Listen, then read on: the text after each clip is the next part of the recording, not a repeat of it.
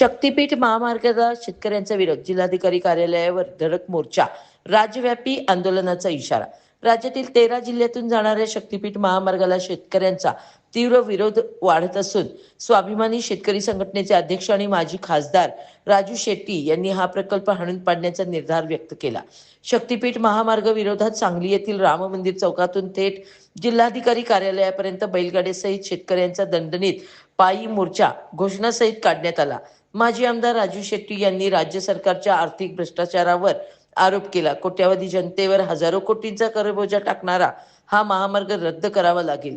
प्रति किलोमीटर 125 कोटींचा खर्च जेव्हा राष्ट्रीय महामार्ग प्राधिकरण 40 कोटीमध्ये 6 पदरी रस्ता बांधते, 50,000 कोटींचा घपला करण्यासाठी मुख्यमंत्री देवेंद्र फडणवीस कंत्राटदारांचे हित साधत आहेत. तसेच कंत्राटी कामगारांचे पगार थकीत ठेकेदारांना 80,000 कोटी देण्याचे जलजीवन मिशनचे हजारो कोटी थकीत असताना हा 1,00,000 कोटीचा कर्जबोजा कशासाठी असा सवाल उपस्थित केला. रत्नागिरी नागपूर महामार्ग तोट्यात चालत असताना समांतर महामार्ग कसा, यावर ही शंका व्यक्त केली. पोलिसांनी शेतकऱ्यांना अपराधी अटक करून मारहाण केली तर महिलांचे मंगळसूत्र तोडून कपडे फाडले. दरम्यान या घटनेचा तीव्र विरोध करत समितीने 23 फेब्रुवारी रोजी विधानसभा अधिवेशनाच्या पहिल्या दिवशी राज्यभर मोर्चे, धरणे, निदर्शने, रस्ता रोको आंदोलन करण्याचा निर्णय घेतला. सांगलीतील जिल्हाधिकारी कार्यालयासमोर ही निदर्शने करण्यात आली.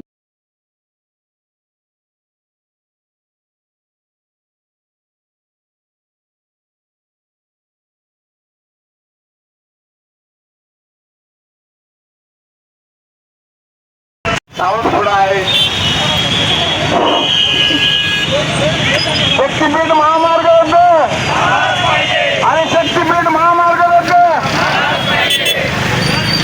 शेतकरी एकजुटीचा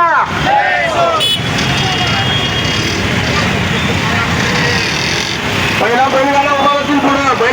जमीन आमच्या हक्काची. शक्तीपीठ महामार्ग रद्द. शक्तीपीठ महामार्ग रद्द.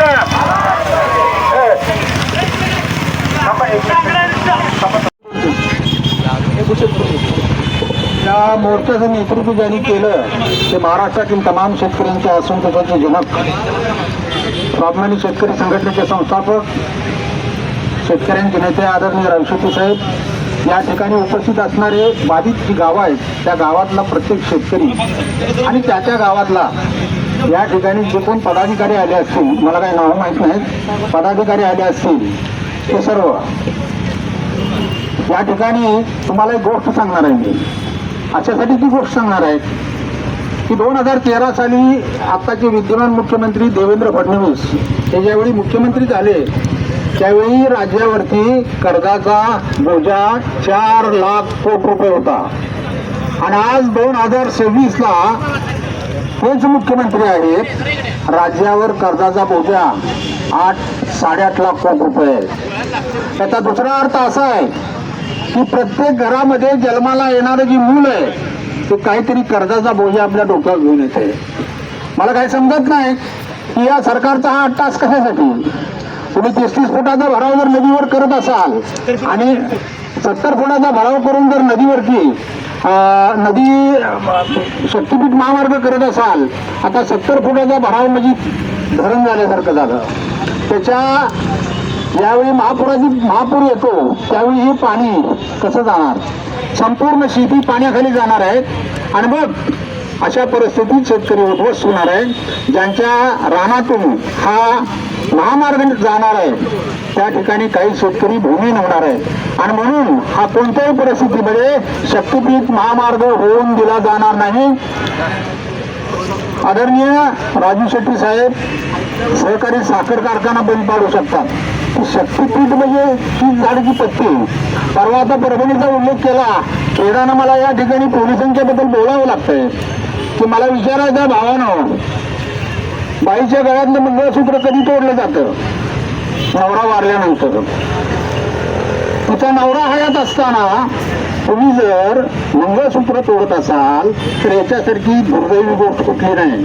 आपली हिंदू संस्कृती काय सांगते याची तरी जाण ठेवा. अरे शासन म्हणजे कोण शासन?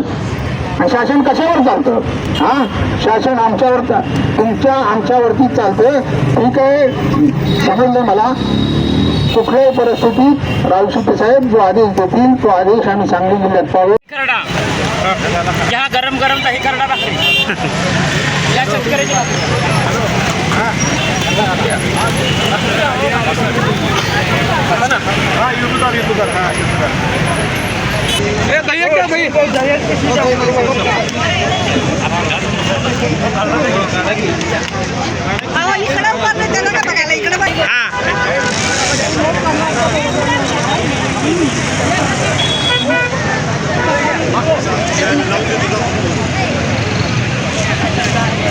हो मॅडम खावा पाहिजे पण